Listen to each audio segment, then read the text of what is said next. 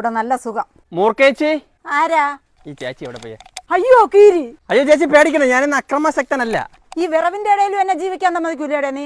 ഇത്തിരി വിഷം തട്ടാടാ നിനക്ക് ഞാൻ. അയ്യോ വേണ്ട ചേച്ചിക്ക് ആ ജംഗ്ഷനിലെ കുന്താലിപ്പുല്ലിന്റെ ഇടയിൽ ഒരു പുറ്റി ഹൗസ് ഉണ്ടല്ലോ, ഒരു 10 ദിവസത്തേക്ക് റെന്റിന് വരുമോ? ആർക്ക്?